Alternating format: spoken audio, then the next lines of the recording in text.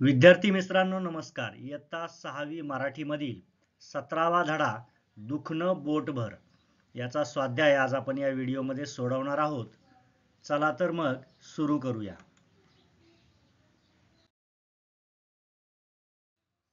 प्रश्न 1 आहे 4-5 वाक्यात उत्तरे लिहा. त्यामधील अ प्रश्न आहे लेखिकेच्या बोटाला दुखापत कशी झाली? दुखापत झाल्यावर लेखिकेने काय केले? उत्तर पाहूया. एकदा कडक गुळ बत्त्याने ठेचताना बत्त्याचा एक घाव चुकून लेखिकेच्या उजव्या हाताच्या बोटावर पडला. लेखिकेला दुखापत झाली. घाव बसल्यावर वेदना होताच लेखिकेने ते बोट तोंडात घातले. नंतर ठसठसणाऱ्या बोटाला मलम लावली. ते गरम पाण्याने शेकले. बोट फुगल्यावर त्यावर तेल मालिश केले. अशा पद्धतीने लेखिकेच्या बोटाला दुखापत कशी झाली व दुखापत झाल्यावर लेखिकेने काय केले हे आपण या उत्तरामध्ये लिहिलेलं आहे. पुढील प्रश्न पाहूया.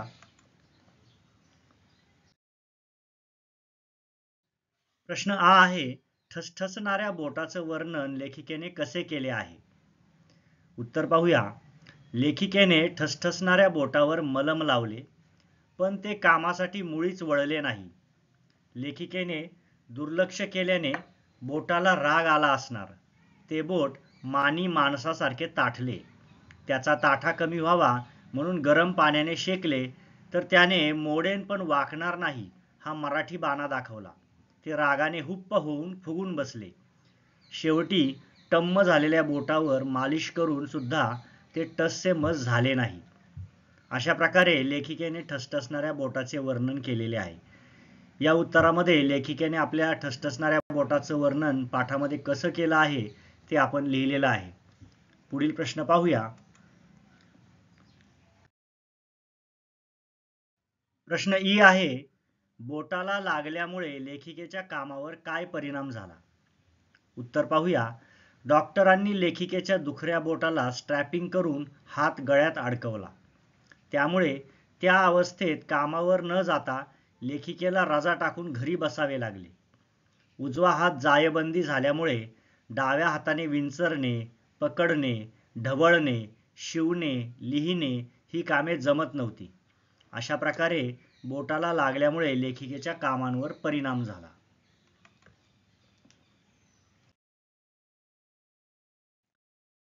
यानंतर प्रश्न 2 आहे का ते लिहा. या ठिकाणी आपल्याला कारण लिहायचं आहे.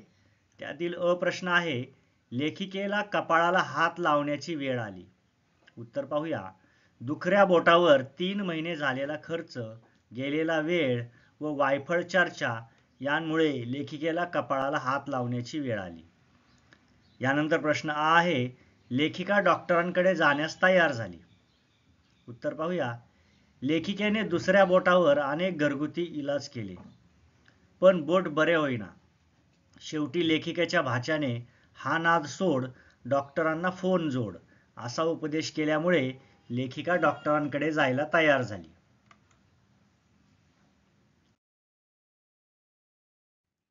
पुढे प्रश्न ई आहे दवाखान्यात गेल्यावर लेखिकेच्या पोटात गोळा आला. उत्तर पाहूया. दवाखान्यात गेल्यावर कुणाचा पाय प्लॅस्टरमध्ये, कुणी कुबड्याधारी, कुणाचे हात गळ्यात ही भयानक दृश्ये लेखिकेने पाहिल्यामुळे लेखिकेच्या पोटात गोळा आला. पुढे प्रश्न ई आहे दवाखान्यातून लेखिका जड अंतकरणाने घरी परतली. उत्तर आहे डॉक्टरने लेखिकेच्या दुखऱ्या बोटावर स्ट्रॅपिंग केले. त्या प्रकारात आजूबाजूची बोटे ताणून बांधून हात गळ्यात अडकवला. त्यामुळे जड झालेल्या हाताने व खर्च झाल्याने पर्स हलकी झाल्यामुळे लेखिका दवाखान्यातून जड अंतकरणाने घरी परतली.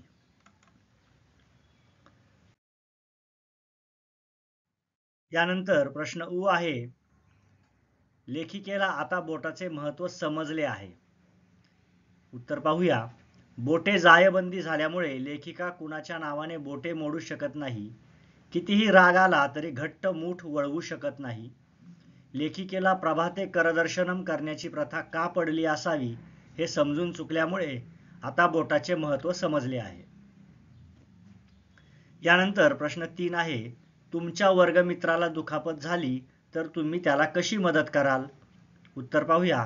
प्रथम फर्स्ट एड बॉक्स मागवून तात्पुरता इलाज करीन. त्याच्या मनाला धीर देईन. शिक्षक व पालक यांना कळवीन. त्याला डॉक्टरकडे नेईन. जखम धुवून मलम लावून बँडेज करीन.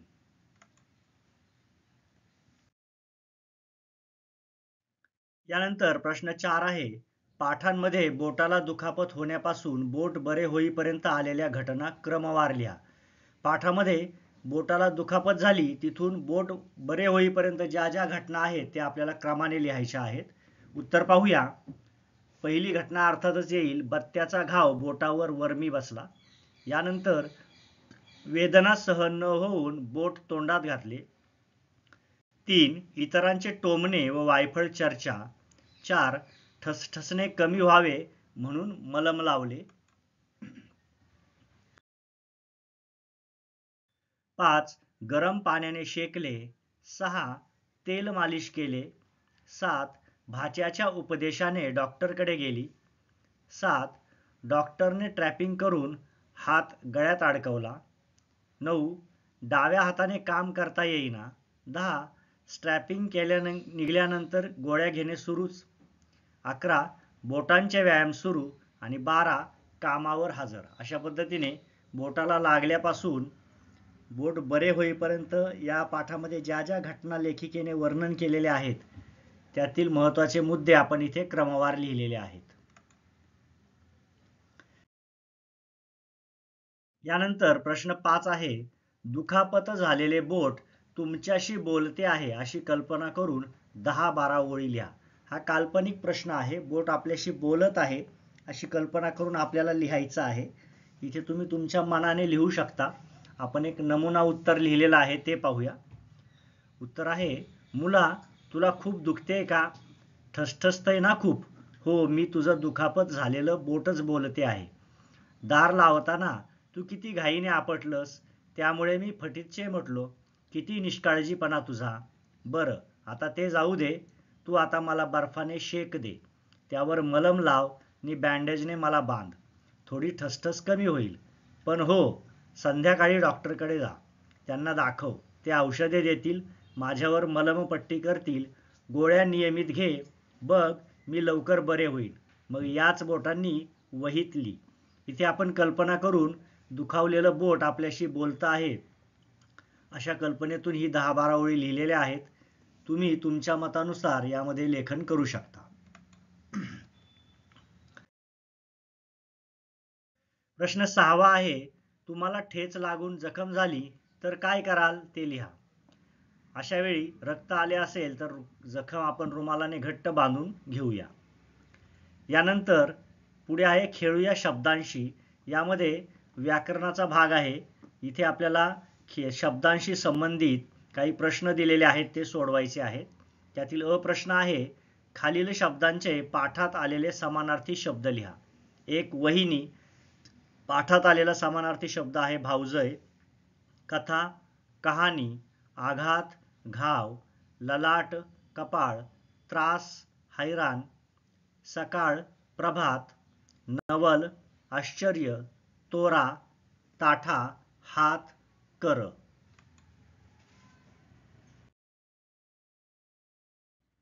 यानंतर प्रश्न आ आहे. खालील शब्दांचे विरुद्धार्थी शब्द लिहा. त्यामध्ये पहिला आहे गरम. याच्या विरुद्धार्थी येईल गार. उजवा, डावा, घट्ट, सैल, दुर्लक्ष, लक्ष.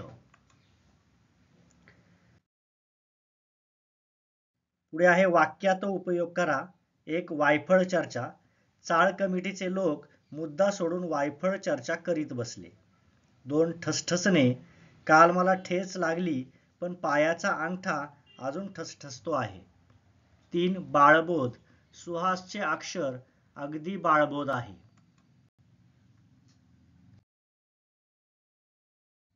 4. जड अंतकरण. आईवडिलांनी जड अंतकरणाने राधाला सासरी धाडले. 5. बट्ट्याबोळ. सततच्या तुफान पावसामुळे शेतातल्या रोपांचा बट्ट्याबोळ झाला. 6. हत्तीच्या पावलांनी येणे. सुनंदाचा अंगातला ताप हत्तीच्या पावलांनी आला. 7. मुंगीच्या पावलांनी जाणे.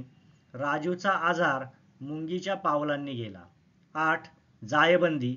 कारगिलच्या लढाईत अनेक सैनिक जायबंदी झाले. इथे आपण प्रत्येक शब्दाचा किंवा शब्दसमूहाचा वाक्यामध्ये उपयोग करून लिहिलेला आहे.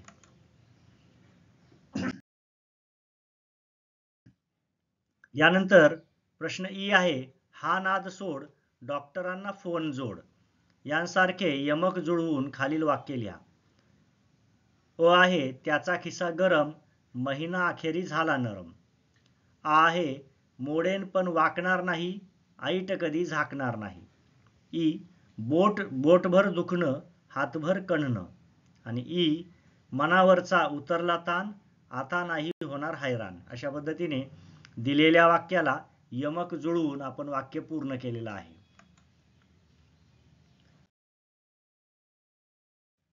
पुढे प्रश्न उ आहे, हाडबीड यासारखे अवयवांवर आधारित जोडशब्द लिहा. असे जोडशब्द आहेत हातपाय, पाठपोट, केसबीस आणि डोळेविळे.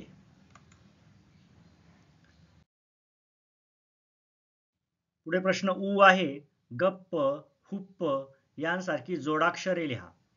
उत्तर येईल नक्की, अख्खी, गच्च, गट्टी, चिठ्ठी, गुड्डी, अण्णा, ठप्प, डिम्म, ठिय्या, किल्ला, वाह, इश्श. अशा पद्धतीने एकच अक्षर त्याच अक्षराला जोडलं गेलेलं आहे. इथे हुप्प मध्ये प ला प जोडलेला आहे, गप्प मध्ये सुद्धा प ला प जोडलेला आहे. अशा प्रकारचे शब्द शोधून तसेच जोडाक्षर आपण इथे लिहिलेली आहेत. यानंतर प्रश्न ए आहे, आकृतीत दिल्याप्रमाणे पुढे दिलेल्या शब्दांचे शेवटचे अक्षर असणारे शब्द लिहा. आपल्याला आकृतीमध्ये शेवटचं अक्षर समान असणारे शब्द दिलेले आहेत. तसे दिलेल्या शब्दाच्या शेवटी जे अक्षर आहे तेच अक्षर असणारे आपल्याला शब्द लिहायचे आहेत. आपल्याला दिलेला शब्द आहे मात्र, यामध्ये त्र हे अक्षर शेवटी आलेले आहे. तर असेच काही शब्द लिहूया ज्याच्यामध्ये त्र हे अक्षर शेवटी आलेलं आहे. पात्र, पत्र, सत्र आणि मित्र. बत्ता, पत्ता, लत्ता, सत्ता, भत्ता.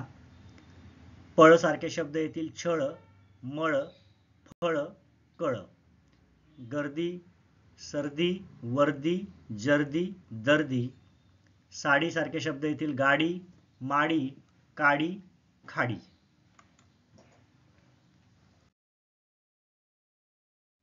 ऐ, बोट याप्रमाणे हात व पोट यावर आधारित वाक्प्रचार व म्हणी लिहा.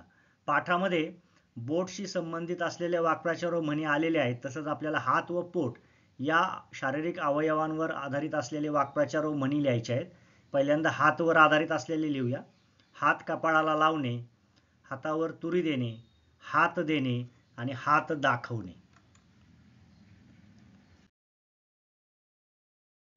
आता पोट हा शब्द असणारे वाक्प्रचार म्हणी पाहूया. पोटात गोळा येणे, पोटात घेणे, पोटात शिरणे, पोटशूळ उठणे.